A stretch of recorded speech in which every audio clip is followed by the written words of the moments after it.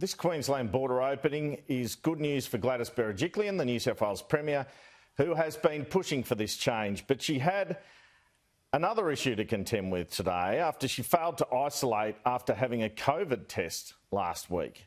And I really urge people who have any symptoms, no matter how mild they are, to come forward and get tested and to stay home until they are cleared. That is so important. After testing, you must remain in isolation until a negative test result is received. And after testing, they should remain in isolation until a negative result is achieved. As I was about to say, there was Gladys Berejiklian, her health minister and her chief health officer, telling people repeatedly to test and isolate. That's over the past few weeks and months. And here is the New South Wales Premier denying that she breached health guidelines by not isolating on budget day last week after she had conducted a COVID test. I did the test and not only did I not have COVID, but I didn't have any virus, which is what I suspected because I didn't have any symptoms, I didn't feel unwell, I didn't feel anything except for talking too much, which is part of my profession, unfortunately, and it's been a long year. Yeah, it has been a long year, but you did break your own rules. You did break New South Wales health rules. Oh, well, ordinarily, if I was an ordinary citizen, I wouldn't have had any symptoms, so I wouldn't have taken the test, but I went over and above. But Premier, you broke the rules. Oh, that's all down to interpretation. I took a test which I really didn't need to, but I wanted to. So you're going to change the New South Wales guidelines now because they say that if you have a test, you've got to self-isolate.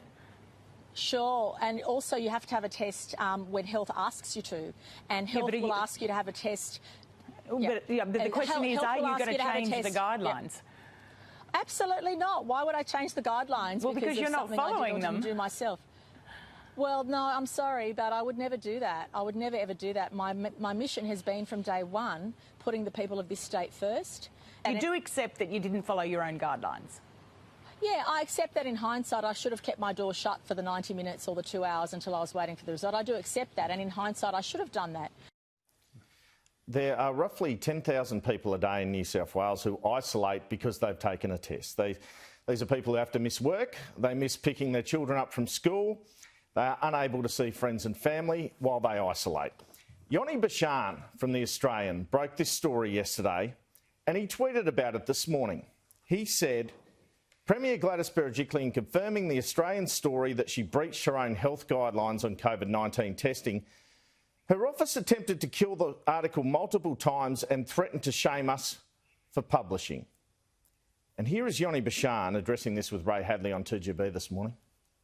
Very strong efforts were made to intimidate us into not publishing the story and to threaten us in some way, not legally, but the word grief was used, and there was a very strong sense that we would be shamed and embarrassed by the Premier's office were we to persist with publication.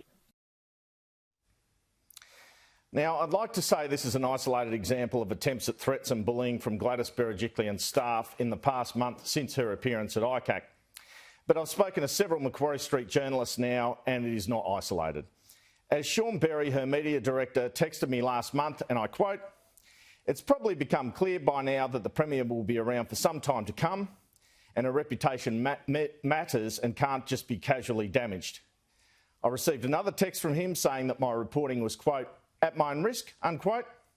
But apparently these are nothing compared to the other messages he has been sending to other journalists.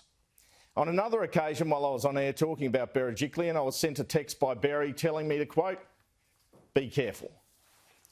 Someone needs to tell. What's the test for you to resign? When I've done something wrong.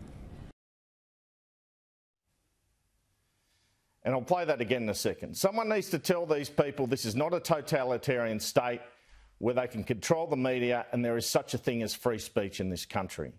As for the Premier, her future rests with the report by ICAC into the Daryl Maguire affair. I'm told the Premier gave a long speech at Cabinet after her ICAC appearance where she said because she was classified as a witness and not a person of interest, she did not have to stand aside or stand down. There are two issues ICAC are likely to consider in relation to the Premier. Whether she breached the ICAC Act by not reporting to ICAC any suspicion of corrupt conduct in relation to Maguire after he resigned over an ICAC inquiry in 2018, and whether she made the correct disclosures under the Ministerial Code of Conduct, which is policed by ICAC, in relation to her relationship with Maguire.